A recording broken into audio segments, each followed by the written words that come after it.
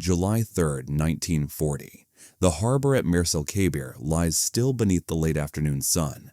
A humid glow hangs over the water, so calm it reflects the silhouettes of 4 French battleships like polished steel. Aboard the Dunkerque, sailors finish supper, cigarette smoke drifting lazily out of open portholes. Some men scribble letters home, others slap cards onto a table under the shadow of the forward gun turret. Just 3 weeks earlier, these same men had fought alongside the British. Now, British warships sit at the harbor's mouth, their guns fixed, loaded, and aimed directly at their former allies. At 1754, without warning, the British ships unleash the first salvo. The shells scream overhead with a sound so sharp it feels like metal ripping open the sky. Men freeze, forks halfway to their mouths. Cards flutter off tables. Then the second barrage lands. 15-inch shells smash through the armor of the Bretagne, detonating deep inside her hull. A thundering blast tears her bow upward. Sailors are thrown across the deck, clawing for anything that won't move. Another salvo, then another. The Bretagne's forward magazine erupts in a massive column of flame, orange, violent, towering above the masts. Within 4 minutes, she rolls to port and capsizes, trapping more than 1,000 men inside the overturned hull. Chaos engulfs the harbor. Shells fall every 20 seconds. The Provence takes several direct hits. Her deck peeling open, fires racing along the superstructure. The Dunkerque attempts to answer with her guns, but they cannot elevate high enough to target the British ships lurking outside the harbor wall. Men abandon posts, leaping into water already coated with thick black oil. The Strasbourg, with engines hot and boilers primed, makes a desperate break for the harbor entrance. British shells chase her through curtains of smoke, geysers rising on either side of her hull as she pushes for the open sea. In 15 minutes it's finished. 1,297 French sailors lie dead or dying. The Bretagne rests upside down. The Provence and Dunkirk burn, listing heavily. Only the Strasbourg escapes, fleeing toward Toulon with British shells splashing behind her. The water itself burns, oil slicks igniting and spreading flames across the surface.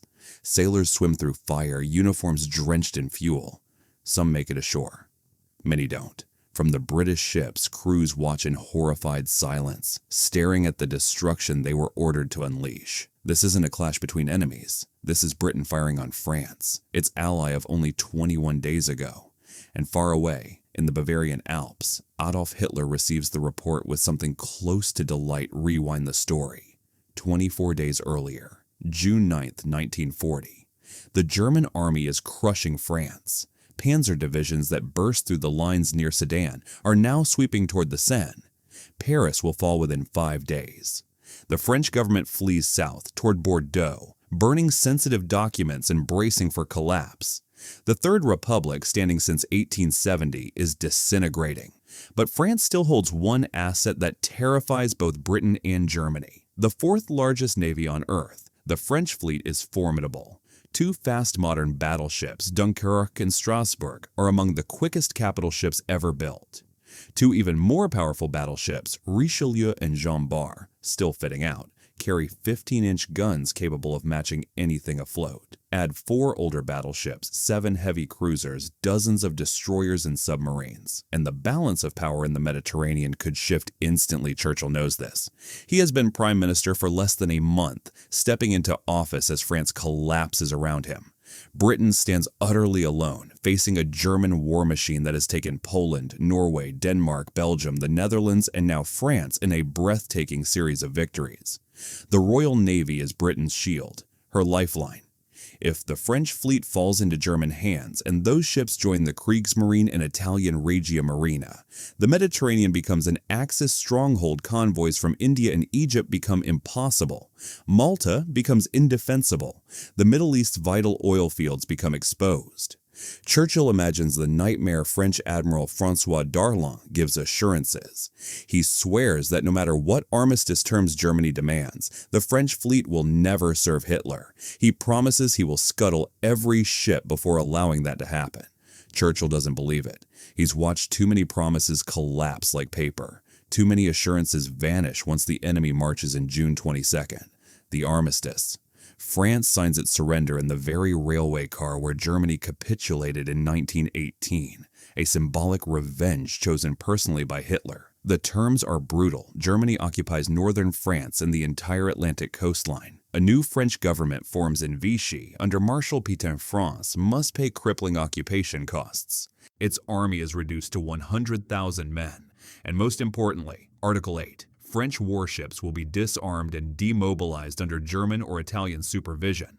Germany promises it will not use the French fleet. Churchill reads the clause and almost laughs. Hitler had solemnly promised not to reoccupy the Rhineland, then did promise Czechoslovakia was his final demand, then invaded Poland. Why trust him now?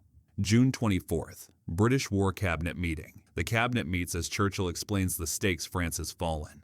The French fleet, scattered across bases in metropolitan France, North Africa, and the Mediterranean, will soon be under Axis supervision. But what does supervision mean? Does it mean German officers boarding ships, studying fire control systems, inspecting armor layouts, preparing ships for future use once Hitler decides the promises no longer matter? The Admiralty calculates Dunkirk and Strasbourg, ready within weeks. Richelieu and Jean Bart, if finished, they would hand Germany 2 modern battleships capable of roaming the Atlantic French cruisers, and destroyers could escort U-boats, raid convoys, strike British positions. Churchill announces his decision. The French fleet must not fall into Axis hands. If the French refuse to bring their ships to British ports or scuttle them, Britain will act. This becomes Operation Catapult, a name chosen intentionally. A catapult launches forward with force. Once released, nothing can be taken back. July 1st, the operation begins. Across the world, British ships open sealed orders at Plymouth. British Marines board the old battleship Corbeil and 2 destroyers. French crews surrender without a fight. At Portsmouth, the massive submarine Surcouf, the largest in the world, resists. A brief firefight kills 2 British sailors and 1 Frenchman before the vessel is seized. At Alexandria, Egypt, Admiral Andrew Cunningham confronts a French squadron under Admiral René-Émile Godefroy, an officer he has known for years, dined with, and considered a colleague. Cunningham personally boards Godefroy's flagship, climbing the gangway slowly as the morning heat settles over Alexandria. For hours, the 2 seasoned officers sit across from each other in a cramped wardroom, speaking quietly but intensely. Cunningham lays out Britain's position, not with threats, but with a heavy sense of duty, explaining why London believes it has no choice. Godefroy responds with equal conviction, defending the honor, dignity, and oath of a French naval officer. After long negotiation, they reach a fragile but noble compromise. The French squadron will pump out its fuel, and vital firing components will be removed from the guns. The ships will remain under watch, effectively neutralized, but no blood will be drawn. When the 2 admirals stand and shake hands, their eyes glisten. Both understand how close they came to disaster, and how much their friendship helped prevent it. Yet across the sea at Mers-el-Kébir near Oran, the story will not unfold with such mercy. Admiral Marcel Bruno Gensoul, age 58, commands the French squadron anchored there. A career sailor since boyhood, joining the Navy at just 17, he now commands a formidable force. The swift modern battleships Dunkirk and Strasbourg, the older but still powerful Provence and Bretagne, and half a dozen destroyers standing guard. It is a fleet capable of dominating the Western Mediterranean if unleashed.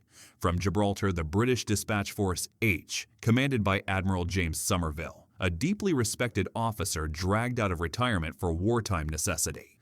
Somerville is known for his calm brilliance and his humanity. He despises the mission laid on his shoulders. Before his ships depart, he sends a message back to the Admiralty, nearly pleading for clarification. The reply is mercilessly direct. If the French refuse, destroy their ships. Somerville's task force is overwhelming.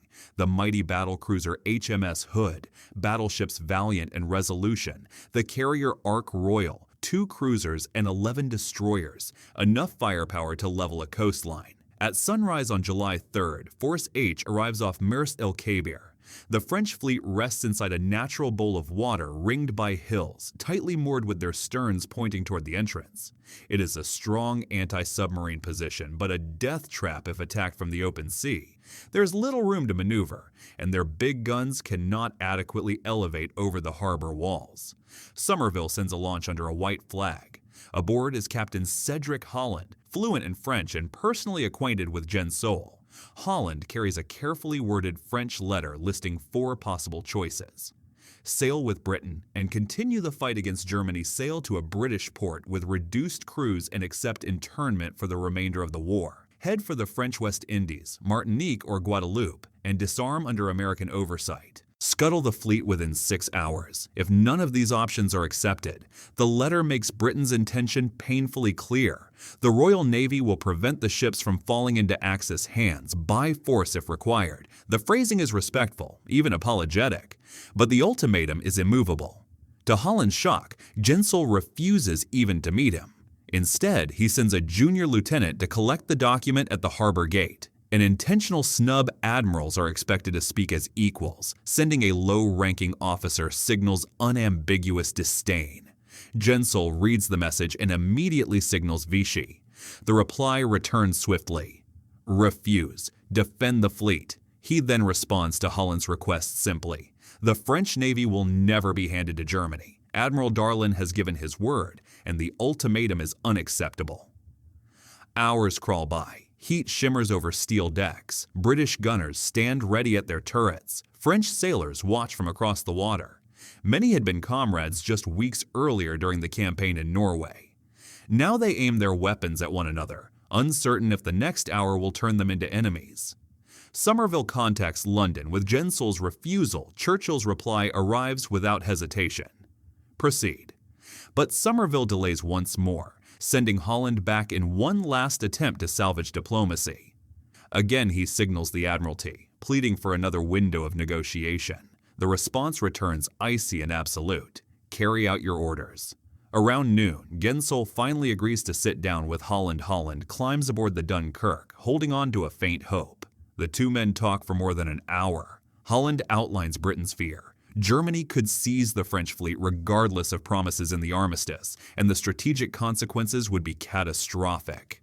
Gensol responds with quiet steel. He has orders. He has made vows. The ships will be disarmed as required, but he cannot and will not surrender them or flee with them. To do so, he says, would betray France itself. Holland, desperate, pivots to option 3, sail to Martinique. Lay up the fleet there, and remove any possibility of Axis control, a clever middle ground. For a brief moment, Gensol seems moved.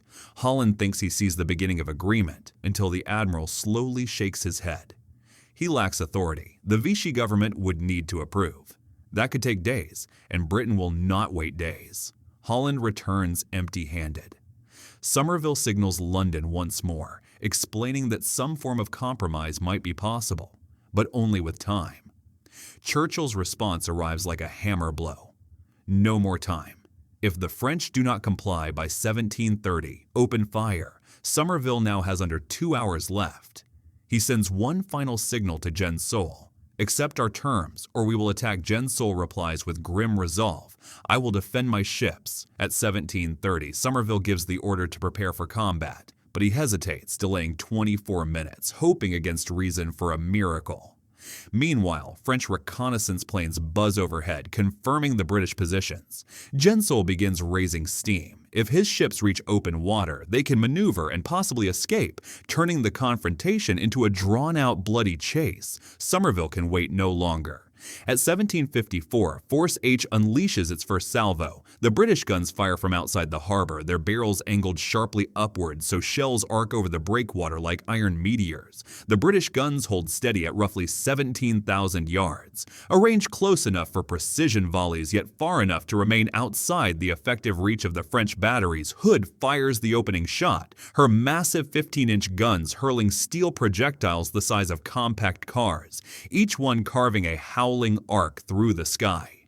Moments later, Valiant and Resolution unleash their barrages, their fire staggered deliberately so the impacts land in a crushing, uninterrupted rhythm. The Bratang is the first to suffer. British shells slam through her deck plating, detonating deep inside her hull. Compartments erupt in flames, clouds of debris burst outward, and ammunition stores cook off violently.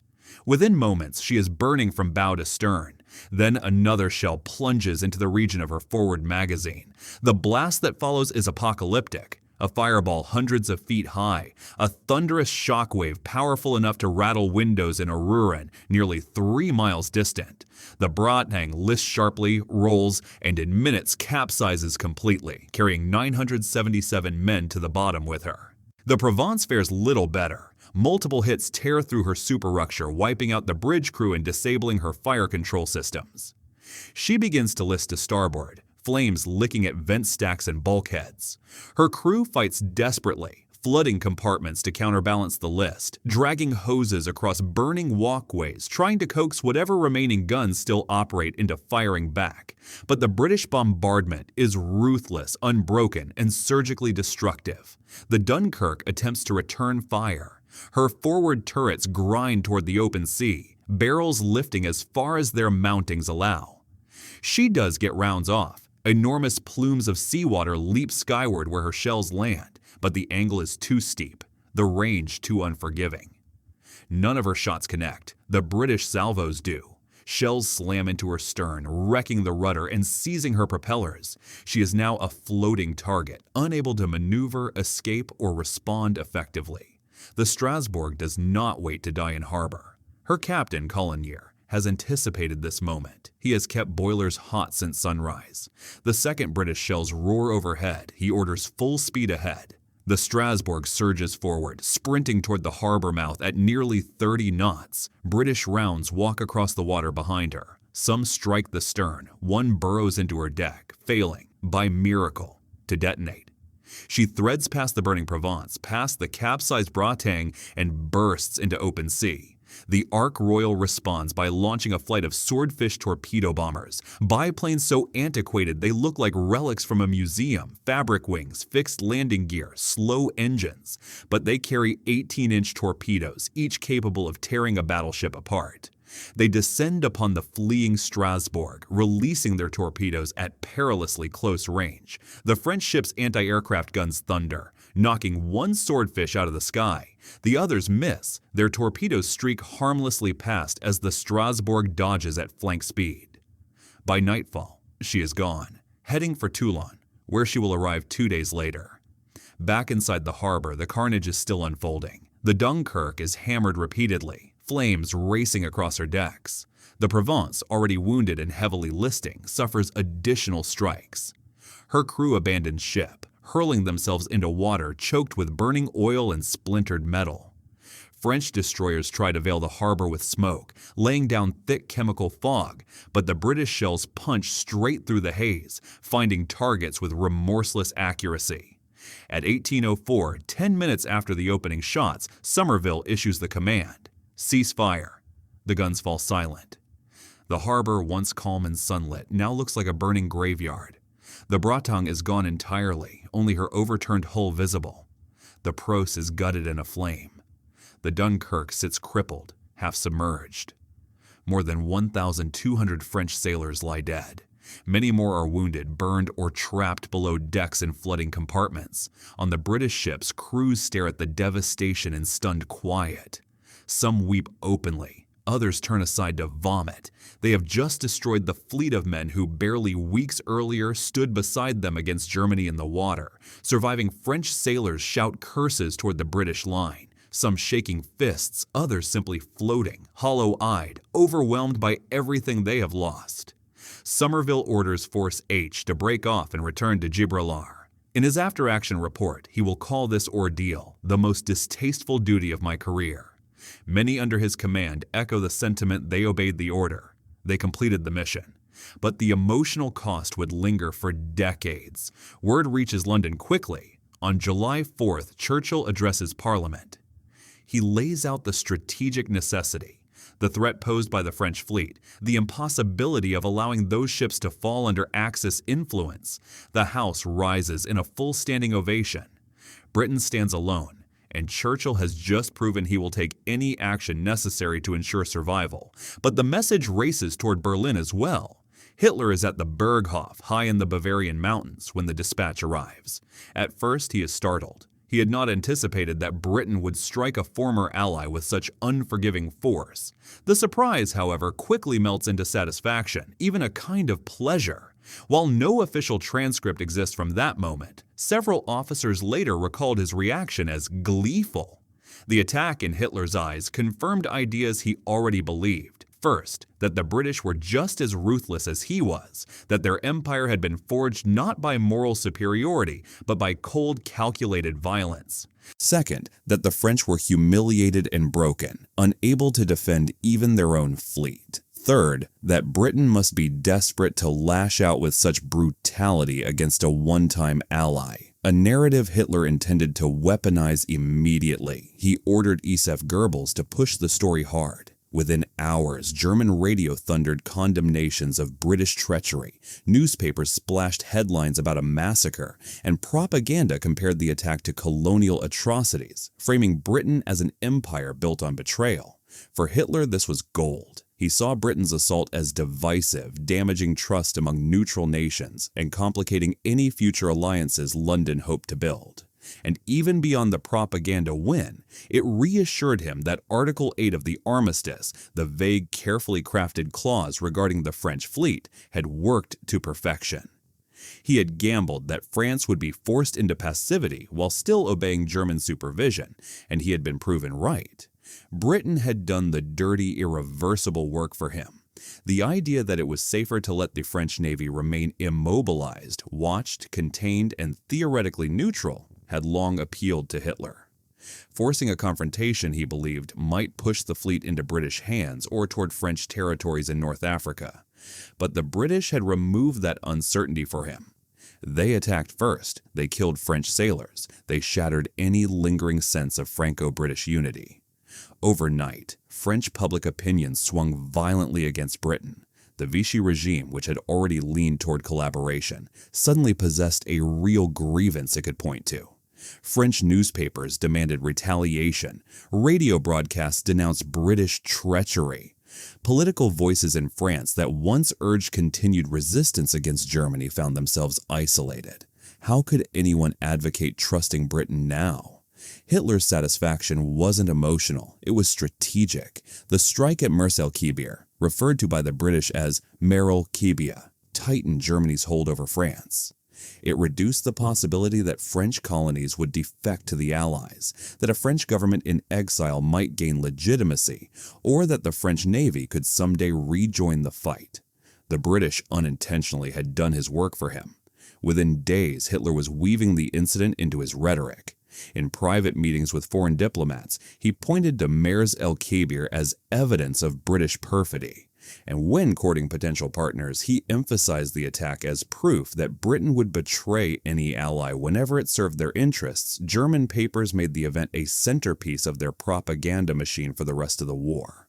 But Hitler understood the deeper meaning as well. Churchill had now demonstrated, loudly and unmistakably, that he would take extreme measures. The attack revealed that Britain would not negotiate peace, would not seek compromise, and would not surrender despite isolation. Hitler had hoped France's collapse might pressure Britain into talks. Mers-el-Kébir destroyed that hope. In this sense, Hitler felt two conflicting reactions at once. He was pleased that Britain had validated his worldview about ruthlessness, yet concerned that this meant the war would drag on far longer than expected. If Britain intended to fight to the last, then Operation Sea Lion, the planned invasion of the British Isles, might become unavoidable. That meant more men, more machines, more time, and far more blood. The consequences of the attack extended far beyond that fiery July afternoon.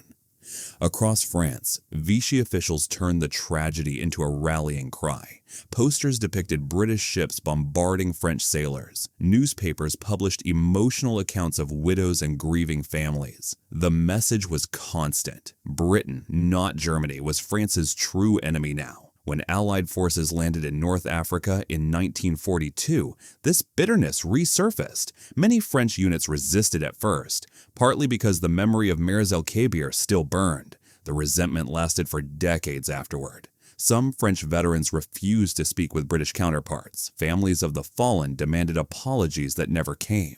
In the United Kingdom, by contrast, the strike was presented as a tragic but unavoidable necessity. Churchill defended the order repeatedly, insisting that the risk of the French fleet falling into German hands was unacceptable. The British public largely agreed. The standing ovation in Parliament reflected genuine support. Britain faced annihilation. Extreme measures were the price of survival. Mers-el-Kébir, however heartbreaking, became a symbol of Britain's resolve. Inside the Royal Navy, though, the emotional wounds were profound. Admiral Somerville never forgave Churchill for forcing the decision. He believed more time might have saved lives, that the Martinique proposal could have worked if the French had been given even a few more hours. Many senior officers quietly agreed. They had carried out their orders, yet doubted whether those orders were just. Strategically, the results were mixed. The attack succeeded in ensuring that no major French warship would ever serve Germany. The battleship Dunkirk was eventually patched up but never returned to full combat effectiveness. The battleship Provence was scuttled in 1942 when German troops pushed into southern France. The fast battleship Strasbourg was also scuttled in Toulon that same year. The larger French capital ships, Richelieu and Jean Bart, were incomplete and ended up serving the Free French later in the war. Hitler ultimately gained nothing from the French Navy, but the political damage was enormous. Vichy's collaboration deepened. French resistance efforts became harder. Relations between the Allies and France grew complicated and distrustful. When Charles de Gaulle sought support, critics threw Mers-el-Kébir back at him. How can we trust Britain after that? The moral debate has never ended. Was Churchill justified? Did Britain truly have no alternative? Could Admiral Gensel have accepted one of the British demands? Should Somerville have waited a few more hours? Historians still argue over each of these questions, but one thing remains absolutely clear. July 3, 1940 changed the shape of the war. It was the day Britain burned its bridges, the day Churchill proved that survival trumped loyalty, sentiment, and even friendship. It was ruthless, it was devastating, and it might have been necessary. Far away in Bavaria, Adolf Hitler watched the reports arrive and allowed himself a rare moment of contentment. The British had shown themselves to be just as relentless as he always believed. The French had revealed their weakness. The war, he now realized, would be longer, bloodier, and more punishing than anyone had predicted. But for that single moment, Hitler felt vindicated. The burning harbor at Mers-el-Kébir became a defining symbol for three nations. For Britain, a symbol of unwavering resolve. For France, a symbol of betrayal and humiliation. For Germany, a symbol of British desperation. And for the 1,297 French sailors killed that day, it became a symbol of how fast alliances can unravel, how quickly yesterday's comrades can become today's targets.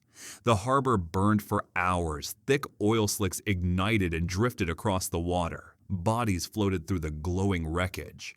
The overturned hull of the Bretagne marked the mass grave of nearly 1,000 men.